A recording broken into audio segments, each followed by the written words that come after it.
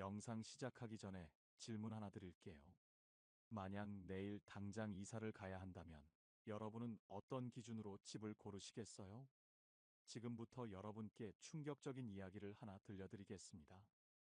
60대 이후 10명 중 8명이 한 번 이상 이사를 하게 되는데 그중 90% 이상이 이런 줄 알았으면 진작 준비할 거라며 후회한다는 사실 알고 계셨나요? 여러분에게 집이란 어떤 의미인가요? 온전히 내 소유인 내 집을 마련하는 것과 단란한 가정을 꾸리는 것은 우리 모두가 소망하는 꿈일 겁니다. 특히 우리 한국인들에게 집은 아주 특별한 존재입니다. 내 집을 샀다는 것은 성공과 안정을 의미하는 것이고 재산을 성큼성큼 불려나갈 수 있는 기회를 갖게 되었다는 것입니다. 또 나이 들어서는 노후 대비의 상징이기도 합니다. 하지만 현실은 어떨까요? 난 그냥 지금 사는 집에서 끝까지 살래. 그 마음 이해합니다. 그런데요, 세상 일은 그렇게 흘러가지 않습니다. 갑작스러운 은퇴나 경제적인 이유, 몸이 말을 안 듣거나, 배우자와 이별하거나, 아이들과 얽히거나, 어느 날 갑자기 준비도 안 됐는데, 이사를 맞닥뜨리는 순간이 찾아옵니다. 그때 알게 되죠. 내가 선택한 이사가 아니라 떠밀린 이사였구나. 그리고 후회합니다. 그땐 왜 몰랐을까? 왜 미리 안 해놨을까?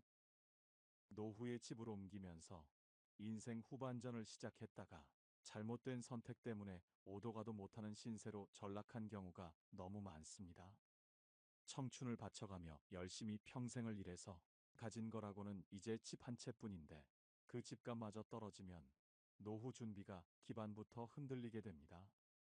그런 일이 생기기 전에 오늘 이 영상에서 은퇴 이후 절대 실패하지 않는 노후의 집 선택의 핵심 7가지를 알려드립니다. 단순히 전원주택이 좋다, 아파트가 편하다 이런 얘기 아닙니다. 이건 앞으로의 10년, 20년을 불안해서 살 것인지 평온하게 살 것인지를 결정하는 생사의 기준입니다. 그리고 영상 마지막에는 여러분이 지금 당장 사용할 수 있는 상황별 노후 주거 체크리스트도 준비해뒀습니다. 절대 놓치지 마세요. 오늘 주제가 마음에 드신다면 구독과 좋아요 눌러주세요. 첫 번째 기준. 우리나라 사람들은 집 평수가 신분인 줄 착각합니다. 노후에는 절대 눈길조차 주면 안 되는 집이 있습니다. 바로 나이가 들어서 무리한 대출을 받으면서까지 평수를 넓혀가는 것입니다. 보통 우리가 집 이야기를 할 때 몇 평이야? 이런 얘기를 하죠. 그런데 여기서 놀라운 사실 하나 알려드릴게요. 국토부에서 표준을 세우기 위해 지정한 기준을 보면 1인당 4평 정도입니다. 4인 가족이면 16평인 겁니다. 어때요? 충격적이지 않나요? 우리는 보통 4인 가족이 한 30평, 40평 정도 사니까 사용되지 않는 잉여 공간이 무려 24평이나 되는 거예요. 거의 절반 이상이 비효율적인 공간인 셈이죠. 그런데 사람들은 이 평형이라는 것을 사회적 신분 혹은 자기의 어떤 등급으로 착각하는 경우가 많습니다. 저는 이걸 평수 신분론이라고 부릅니다. 잠깐, 여러분 지금 당장 자기 집을 한번 둘러보세요. 내가 실제로 점유하고 있는 면적은 그렇게 넓지 않습니다.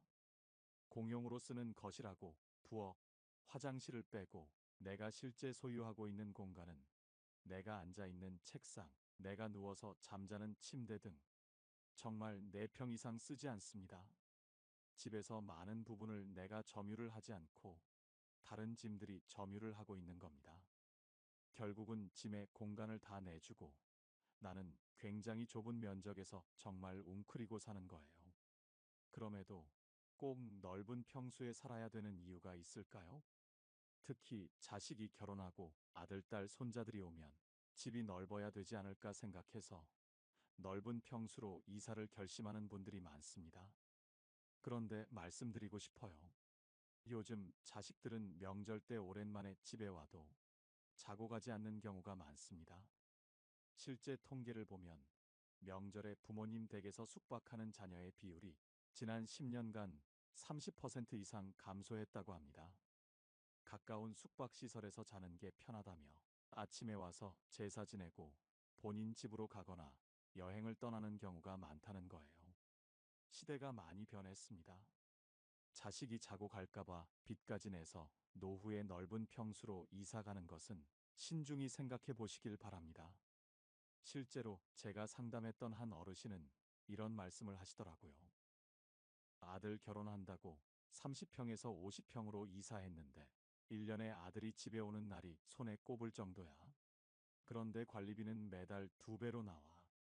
이게 뭐 하는 짓인지 모르겠어. 또 다른 사람들이 집을 사고 팔아서 시세 차익으로 큰 돈을 벌었다는 말을 듣고 나도 뒤쫓아서 대출받아 집을 샀다가 쪽박 차는 경우가 얼마나 많은지 아시나요? 노후에 땅을 치고 후회하면서 아파트 분양권을 지금이라도 팔 수 있냐고 물어보는 노인분들이 정말 많습니다.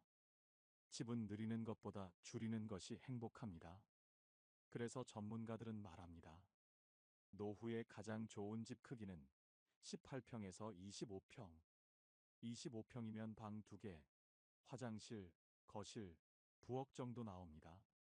전문가들은 이 25평 정도가 노후의 삶에 가장 적절하다고 입을 모아 말합니다. 주변의 건축업에 종사하는 지인분께들은 실제 이야기입니다. 한 번은 60대 부부가 45평 정도 집을 짓겠다고 찾아왔는데 설계를 9개월 동안 하면서 이런저런 얘기를 하다 보니 이거는 꼭 필요하세요? 물어보면 사실 필요 없는데요. 그래서 덜어내고 그렇게 해서 집을 45평에서 20평으로 줄여드렸다고 합니다. 놀라운 건 그 부부분이 나중에 이런 말씀을 하셨다는 거예요. 20평 집에 살아보니까 오히려 더 아늑하고 관리하기 편해요. 45평으로 지었으면 청소하다가 죽었을 거예요. 주변에 공인중개사 지인에게 물어보면 이젠 나이 60만 넘어도 큰 평수 말고 소규모 주택이나 작은 평수 아파트를 찾는 사람들이 정말 많다고 합니다. 큰 평수는 나이 먹으니까 관리하기가 너무 어렵다는 거죠. 기억하세요. 집은 늘리는 것보다 줄이는 것이 행복합니다. 줄이는 건 크기를 줄이는 게 아니라 스트레스를 줄이는 게 먼저입니다. 두 번째 기준, 노년의 강남은 이곳입니다. 자, 이제 두 번째 기준을 말씀드릴게요. 이건 정말 중요한 얘기니까 집중해서 들어보세요. 할 수 있다면 그냥 살던 집에서 돌아가시면, 그리고 살던 집에서 지속적으로 사시면 그게 제일 좋습니다. 나의 익숙한 환경, 또 내가 알고 있는 가까운 사람들, 내게 가장 편안한 지리적인 특성. 이런 많은 것들이 나한테는 안정감도 주고 앞으로 예측을 하게 하거든요. 그런데 살다 보면 변수가 생겨요. 때로는 안타깝게 이혼을 하기도 하고요. 때로는 아이들이 독립을 다 해가면서 텅 빈 집이 나 혼자 있기 너무 어렵고 두 부부가 살기엔 유지비도 너무 많이 들고 또 이렇게 살다 보니까 이 집이 나이 들어 살기에 조금 불편할 수도 있거든요. 그러면 이사할 때 뭘 기준으로 해야 될 것인가? 그래도 한 번쯤 꼭 이사를 가야 되고 그래도 가장 적정한 곳이 어딘지 잘 모르겠다. 이렇게 생각하시는 분들께 전 두 군데를 좀 권해드립니다.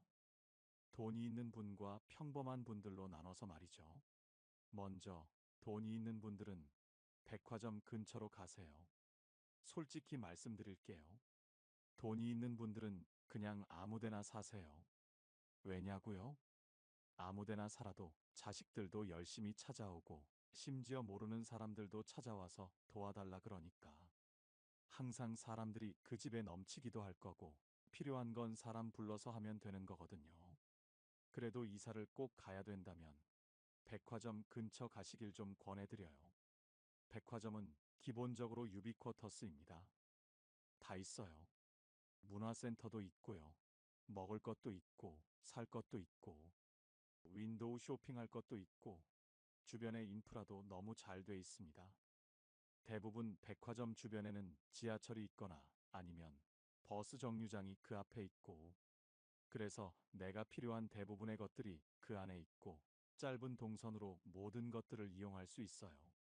백화점을 권해드리고요.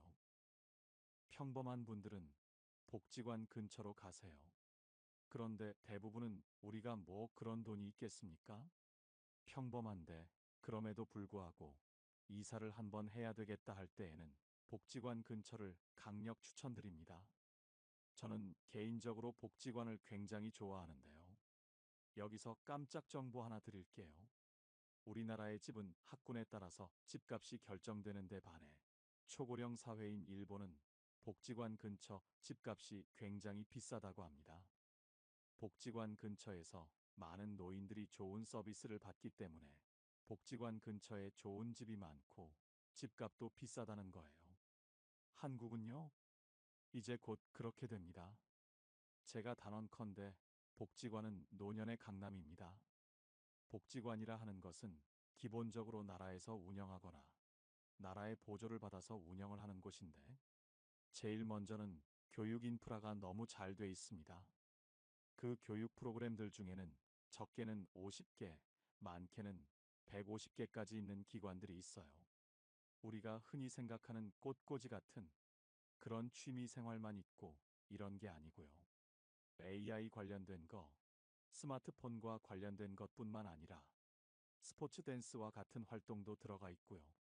새롭게 내가 연기를 하거나 연극을 해보겠다.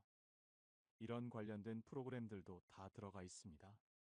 더 놀라운 건 물리치료실이 있는 곳도 있고요. 머리도 2,000원에서 5,000원 사이면 다 깎습니다.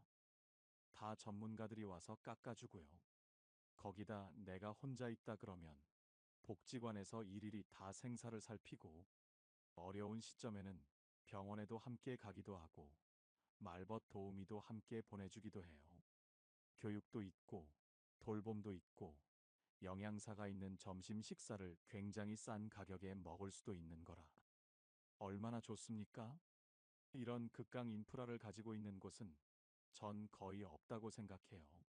그러니 할 수 있으면 복지관 근처로 가세요.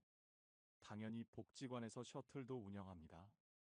그러니까 내가 복지관의 딱 옆에 붙어 살지 않더라도 1km 이내에 살고 있다면 1km 정도 걸어서 오거나 왔다 갔다 하는 것마저도 저는 운동이 된다고 생각해요. 기억하세요. 복지관은 노년의 강남입니다. 세 번째 기준. 집 주변에 꼭 있어야 하는 것. 자, 세 번째 기준입니다. 이사를 할 때 집 주변에, 노후에 집 주변에 꼭 있어야 하는 것들이 있어요. 세 가지만 기억하시면 됩니다. 첫 번째, 꼭 있어야 하는 건 사람입니다. 사람은 굉장히 중요해요. 나 혼자 살 수 있을 것 같지만 주변에 이웃이 있다라는 건 서로 심리적인 의지도 하고 실질적인 의지도 하는 거거든요. 물론 좋은 사람이어야 되겠죠. 나쁜 이웃은 범죄자보다 더 무섭습니다. 대신 괜찮은 사람이면, 별 문제 없는 사람이라면 어느 정도 예의 지켜가면서 다소간의 불편은 조금 감내하더라도 그래도 주변에 꼭 사람이 있어야 된다고 생각해요.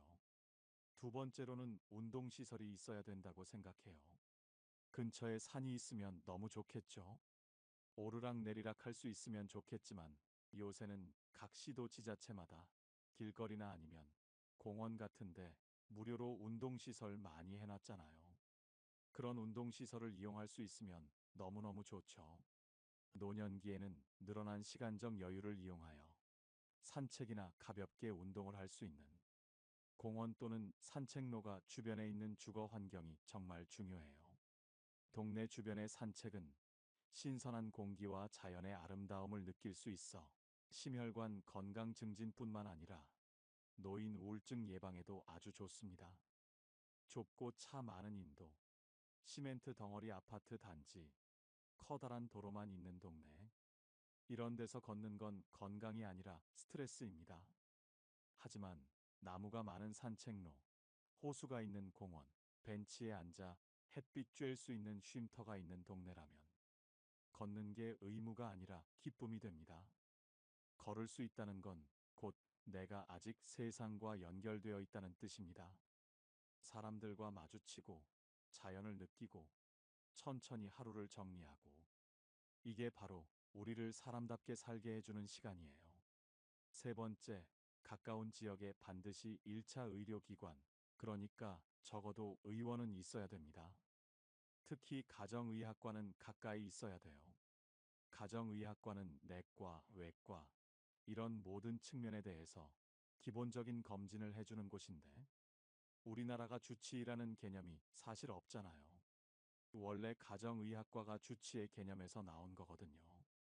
그럼 거기에 가면 최소한 감기뿐만 아니라 이비인후과 등 모든 기본적인 검진은 해주고, 필요하다면 진료 의뢰도 써주기 때문에 2차, 3차 진료기관으로 이동할 수 있도록 도와주는 우리 집 주치의라고 생각하시면 돼요. 여기서 중요한 숫자 하나 기억하세요. 병원은 30분 이내에 있어야 합니다. 왜 30분일까요? 정말 위급한 상황을 제외하고는 30분 이내에 병원에 갈 수 있으면 우리가 기초 의료 서비스에 접근하기 위한 최적의 시간이거든요. 중년을 넘어가면서 건강에 대한 이슈가 굉장히 커지게 됩니다. 아무리 몸 관리를 잘한다고 해도 70이 넘어가면 병원을 밥 먹듯이 가게 돼요. 정리하면 사람, 운동시설, 30분 이내 병원. 이 세 가지만 기억하세요.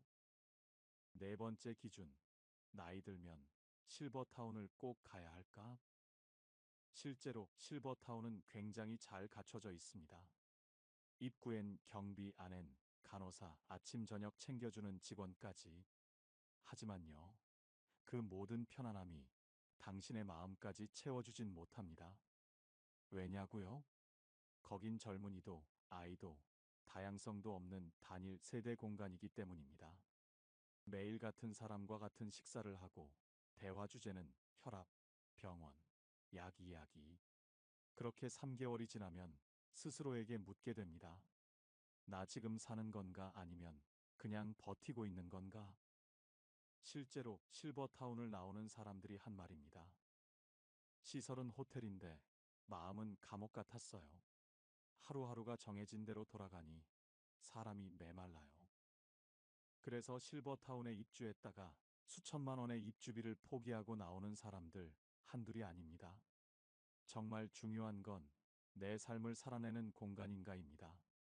누군가 챙겨주는 집이 아니라 내가 주체로 살아가는 집. 그게 없다면 아무리 편해도 그 집은 살기 좋은 곳이 아니라 살기 편한 감옥일 수 있습니다. 최근에 노인주택이라는 게 있어서 노년기를 살고 있는 분들이 살기에 힘들지 않도록, 이를테면 여러 안전바라든 또 휠체어가 들어갈 수 있는 공간, 길을 가다가 넘어지지 않도록 문턱이 높은 곳, 이런 요소들을 제거한 집들이 또 많이 있거든요.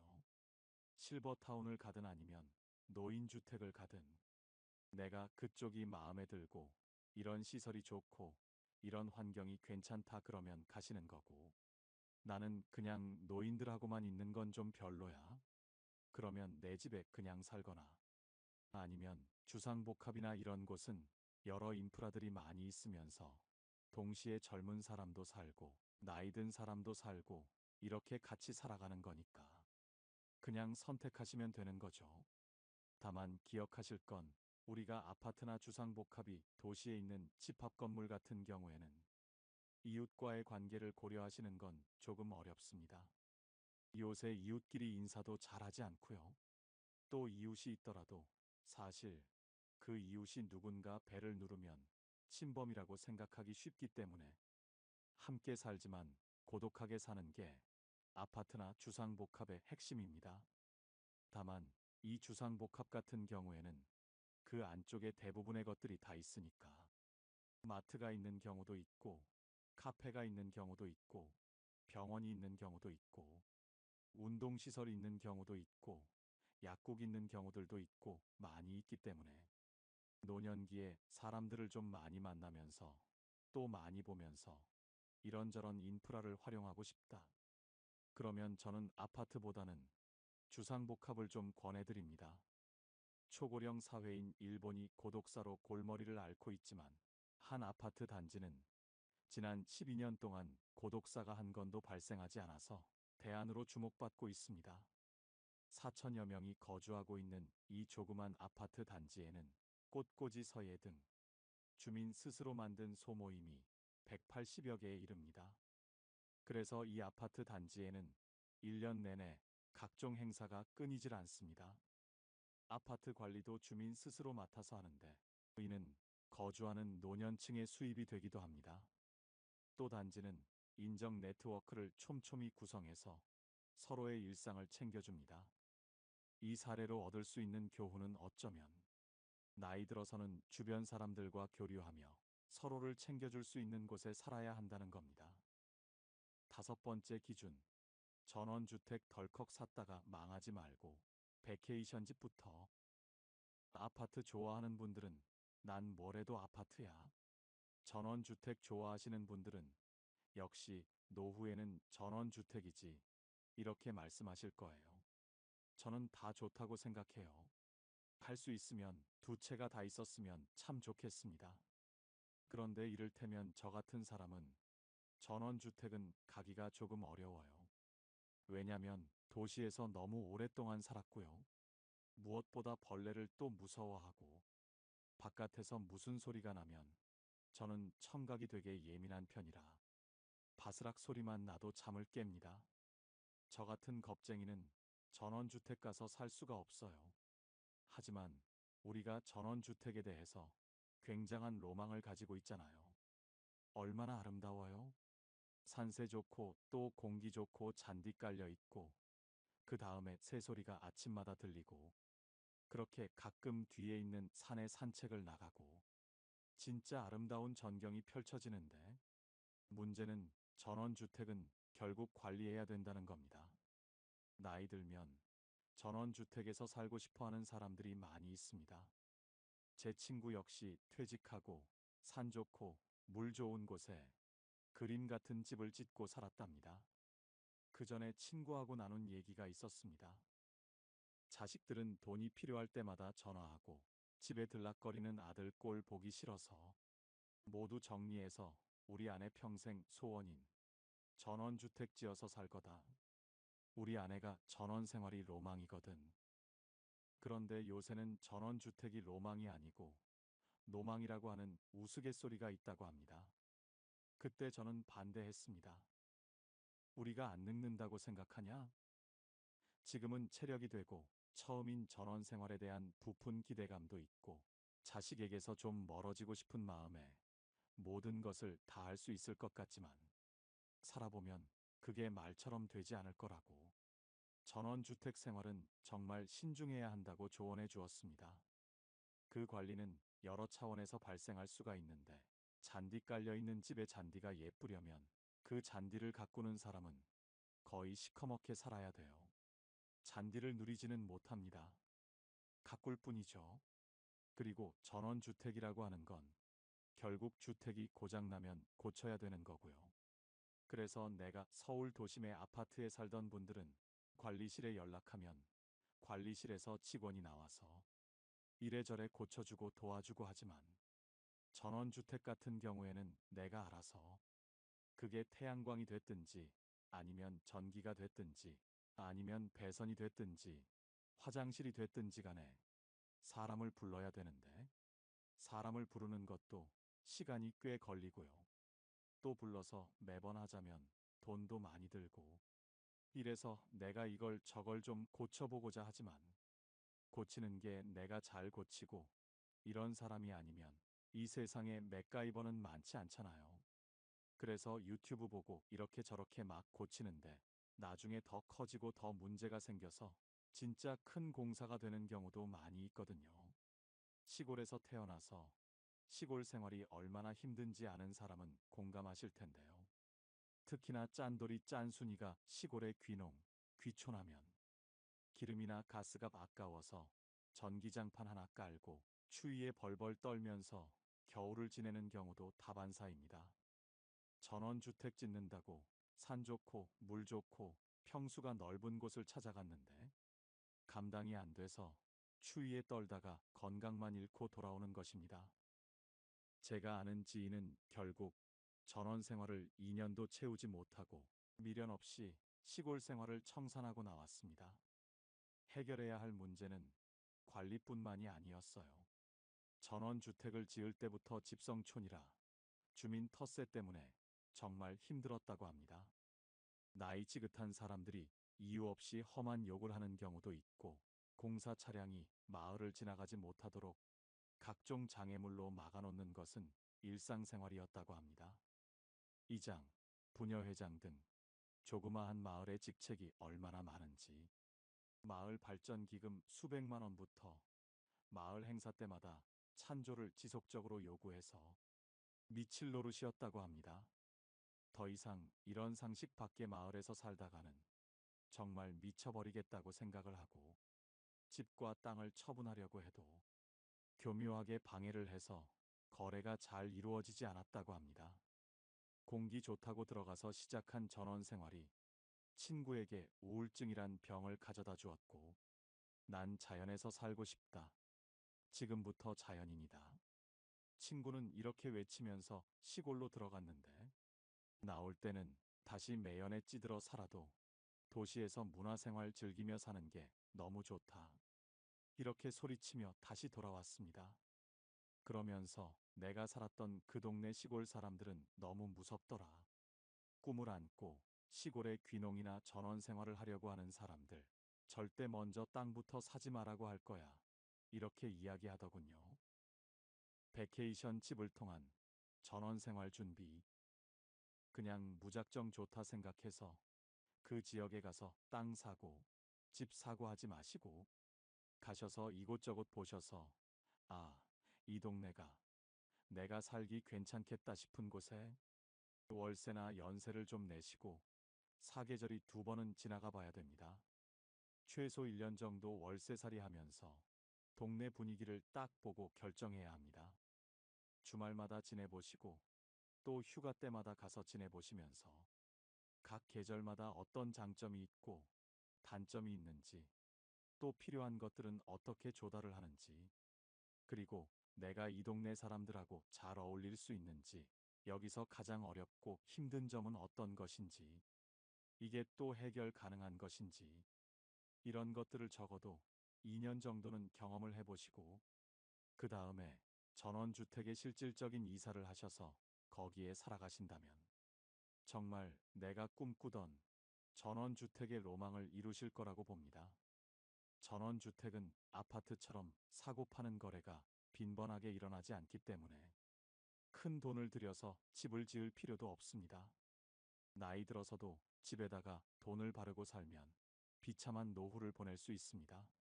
더불어 아침에 일어나면 매일같이 풀 뽑고 안 움직이면 살 수 없는 게 시골 생활인데, 여기저기 삭신이 쑤시고 게으른 사람은 전원 생활에 대해 정말 신중히 생각하셔야 합니다. 여섯 번째 기준, 노후에 고층 아파트를 피해야 하는 이유. 이건 좀 놀라우실 수도 있어요. 고층 아파트가 사실 땅에서 높이 떨어져 있다 보니까 편리한 점도 있고 뷰가 잘 확보가 돼서 좋은 점도 있긴 있어요. 하지만 치명적인 약점이 하나 있습니다. 엘리베이터가 고장나면 그때부터는 이거는 감옥입니다. 완벽한 감옥이에요. 그래서 우리가 다리가 아파서 지금도 계단 몇 개 내려가는 것도 어려운데, 엘리베이터 문제 생기면 정말 큰 어려움에 봉착하게 돼요. 또 고층 아파트에 사시는 분들 중에 이명을 호소하시는 분들이 좀 있어서 이런 부분들은 알아보고 가셔야 될 것 같아요. 또 고층 자체가 주는 두려움을 경험하시는 분들도 계세요. 솔직히 말씀드리면 저 같은 사람은 너무 고층은 좀 무서워해요. 위에서 아득한 느낌이 있는 분들은 사실 밖을 만끽할 가능성이 별로 없는 거예요. 조금 지나면 익숙해지겠지 하지만 그게 익숙해지지 않는 경우들도 꽤 있어요. 그리고 저는 지진이나 재난에 대한 두려움이 좀 있어요. 그래서 지금도 가운데 중간층에 살고 있는데, 이유는 간단해요. 불이 나도 뛰어내릴 수 있도록, 지진이 나도 무너지지 않을 수 있도록 제가 가지고 있는 공포가 제 집을 선택하게 한 거예요. 그래서 사람마다 내가 두려워하는 게 있고 선망하는 게 있기 때문에, 그게 고층에 대해 선망이 있다면 전 괜찮다고 생각을 합니다. 대신에 살아보다 보면 이런 점이 있는데 라고 하는 걸 내가 경험할 수도 있겠지만 그 전에 여러 후기들을 좀 찾아보셨으면 좋겠어요. 실버 카페들 많이 있는데 그 중에 고층에 사는 분들이 좋은 점이 뭔지, 또 어려운 점은 뭔지, 그 중에서도 가장 힘든 점이 어떤 것인지 쫙 들어보신다면, 아, 이게 나에게 맞는지 아닌지를 직접 경험하지 않더라도 간접적인 정보를 통해서 대리 경험을 할 수 있지 않을까 싶습니다. 일곱 번째 기준, 노후에 이런 집은 반드시 피해야 한다. 많은 분들이 풍수를 말씀하시더라고요. 동쪽으로 뭘 해라, 서쪽으로 뭐 해라. 침대는 이런 얘기하시는데 저는 피해야 될 거는 비위생적인 환경을 좀 피하고 범죄 우려가 큰 그런 집은 좀 피해야 된다라고 생각이 들고요. 그 다음 여러분 나이가 들면 눈은 잘 안 보이는데 귀는 예민해져요. 그래서 층간소음이 너무 심한 곳은 조금 피하시는 게 좋을 것 같습니다. 우리가 나이가 들면 왜 예민해지냐면 혼자 살거나 둘이 사는데 주변에 시끄럽게 하는 사람이 없어서 작은 소음에도 민감성이 증가하게 되는 거예요. 원래 민감한 사람일 수도 있겠지만 민감성이 증가하는 데다가 우리가 보통 외로움이라고 하는 건 보통 혐오를 가져옵니다. 혐오는 그냥 만들어지는 게 아니고요. 혼자 머물다 보면 혼자 생각하고 혼자 판단하고 다른 사람에 대해서 배려할 여지를 또 갖지 못하고 이러다 보면 배타성이 커져요. 그 배타성이 때로는 층간소음과 같은 불편한 상황과 맞닥뜨리면 그 사람이 나를 공격한다고 생각하거나 나를 무시한다고 생각합니다. 그러면 오히려 방귀 낀 놈이 성낸다고 시끄럽게 해놓고서는 나한테 이렇게 무례하게 해 그러면서 윗집하고는 다음 생에도 안 만날 것처럼 아주 공격적인 관계로 접어들어갈 수 있는데 이게 조금 더 심화되면 이걸 우리가 혐오라고 부를 수 있을 거예요. 그러면 위에 사는 사람이건 그게 나이건 좋을 게 없거든요. 그래서 가능하다면 우리가 이사를 하게 된다면 내가 가지고 있는 귀가 민감해질 수 있고 혼자 살기 때문에 오히려 더 예민해질 수 있다는 걸 생각하고 층간소음 같은 경우도 한번 좀 잘 살펴봐야 되지 않나 싶습니다. 60 넘어 이사해야 한다면 이곳으로 가세요. 마지막으로 노후에 새로운 집을 선택할 때 반드시 고려해야 할 핵심 사항들을 정리해 드리겠습니다. 첫째, 노년의 강남, 복지관 근처 1km 이내로 가세요. 우리나라의 집은 학군에 따라서 집값이 결정되는 데 반해 초고령 사회인 일본은 복지관 근처 집값이 굉장히 비싸다고 합니다. 나는 아직 복지관 다닐 나이는 아니야. 이렇게 생각하시는 분들이 계실지 모르겠습니다. 하지만 지금이야 근처에 친구들도 있고 아직 왕성하게 일하시는 분들도 계시겠지만 나이가 들면 들수록 우리가 사는 곳에서 배움과 즐거움을 찾기는 힘든 것이 사실입니다. 그러다 보면 나중에는 어디에서 가장 많은 시간을 보내게 될까요? 바로 복지관입니다. 그 이유는 복지관 안에는 교육과 돌봄이 있습니다. 좋은 영양사도 있고 밥도 비싸지 않고 거기에 각종 양질의 교육들이 너무 많습니다. 자원봉사에 참여할 수 있어 보람도 느낄 수 있습니다. 나이 들어 이런 집결된 서비스를 받을 수 있는 곳은 복지관 말고는 찾기 힘듭니다. 물론 돈이 많은 분들은 어디서 배우든 어디서 먹든 부족함이 없겠지만 우리는 그럴 돈이 없습니다. 특히 요즘같이 물가가 높을 때는 문 밖을 나가기가 무서울 정도입니다. 무엇을 배워보고 싶어도 돈 걱정부터 앞서게 되는데 이럴 때 복지관이 좋은 대안이 될 수 있습니다. 그래서 노후에는 내가 즐길 수 있고 친구도 만날 수 있는 복지관 근처에 사는 것이 좋습니다. 둘째, 자녀와 살아야 한다면 가치보다는 근처를 선택하세요. 우리는 자녀와 살고 싶지 않지만 어쩔 수 없이 함께 살아야 하는 상황이 올 수도 있습니다. 많은 분들이 사별을 경험할 때 이사를 생각하게 된다고 합니다. 사별을 경험하게 되면 내가 몇십 년을 살던 내 집이 갑자기 공허하고 무섭기 시작합니다. 또 한 가지는 집이 관리하기에 너무 크고 어렵습니다. 그래서 그때 집을 좁혀가거나 아니면 자녀들이 가까이 있는 쪽으로 옮겨가시는 분들이 많이 계십니다. 이때 우리가 반드시 생각해야 할 것이 있습니다. 부모와 자녀가 함께 살면 주거비와 식비의 부담이 줄어들고 외로움은 어느 정도 해소될 수 있으나 사위나 며느리와의 관계에서 오는 새로운 인간관계에 스트레스가 생길 수 있다는 것입니다. 따라서 자녀와 함께 살아야 한다면 함께 살기보다는 근처에서 사는 것이 가장 이상적입니다. 손주가 어렸을 때는 손주를 돌보는데 손을 보태거나 성장을 지켜보며 삶의 활력을 얻는 것도 좋습니다. 이렇게 자녀와는 적절한 거리를 유지하는 방법이 노후 생활에서 스트레스를 최대한 줄이면서 현명하게 지내는 방법입니다. 셋째, 노후의 큰 집은 집만 될 뿐입니다. 우리가 집을 소유하고 있으면 재산세, 관리비 같은 여러 가지 유지 비용이 발생하게 됩니다. 그리고 현재 사는 집이 너무 오래되었거나 나에게 너무 크고 관리하기 어렵다면 노후용 집으로 이사하는 것을 권하고 싶습니다. 노후가 되면 다리에 힘이 줄어들기 때문에 너무 크고 넓은 집은 집만 될 뿐입니다. 자녀들이 모두 독립해 나갈 시기가 되면 부모들은 집을 줄여나가야 할 준비를 해야 합니다. 이제 부부 2명만 덩그러니 남았으니 쓸데없이 큰 집에 살 필요가 없어졌기 때문입니다. 젊고 아이들과 있을 때는 크고 넓은 집이 좋지만 혼자 혹은 둘일 때는 청소도 힘들 뿐 아니라 잡동사니가 쌓이기 때문에 작은 집이 좋습니다. 특히 노년이 되면 사는 집을 줄여서라도 현금성 자산을 늘려야 하는데 큰 평수에 살면 노후 자금으로 챙겨둔 여유돈마저도 집에 더 투자하게 될 확률이 높으니 경제적으로 여유가 없어지기 때문입니다. 또한 평수 넓은 아파트는 향후에 팔지 못할 수도 있습니다. 넷째, 상황별 맞춤 선택법.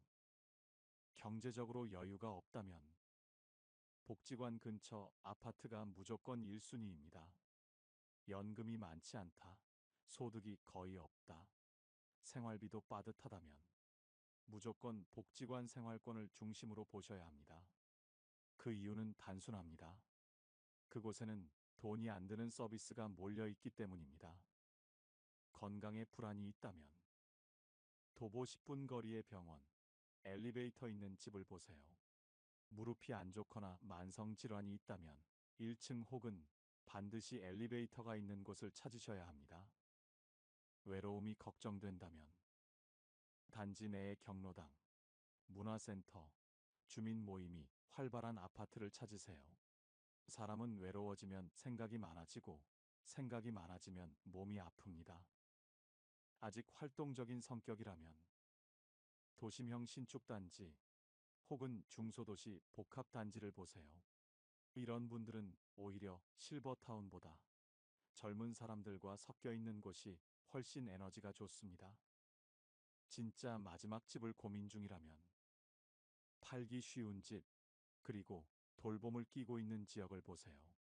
지금은 멀쩡해도 80세 이후를 대비하셔야 합니다. 혼자 살아도 외롭지 않게 사는 방법.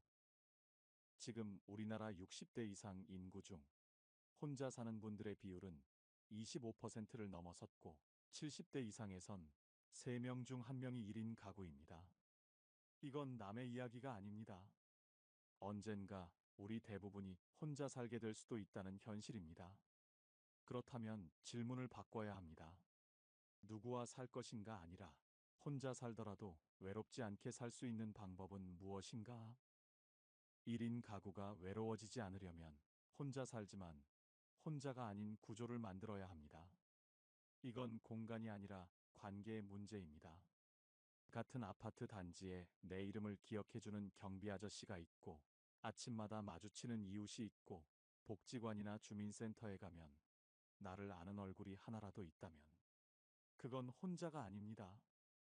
혼자 산다는 건 관계가 단절된 구조 속에서 사는 것이지 진짜 물리적으로 혼자 있다는 뜻은 아닙니다. 자원봉사 모임, 동아리, 복지관 프로그램, 이건 단순한 취미 활동이 아니라 살기 위한 전략입니다. 예를 들어 매주 수요일 복지관 합창단 연습, 동네 도서관 낭독 모임, 마을 신문 만들기 동아리, 걷기 모임, 자전거 모임, 봉사 나눔 모임.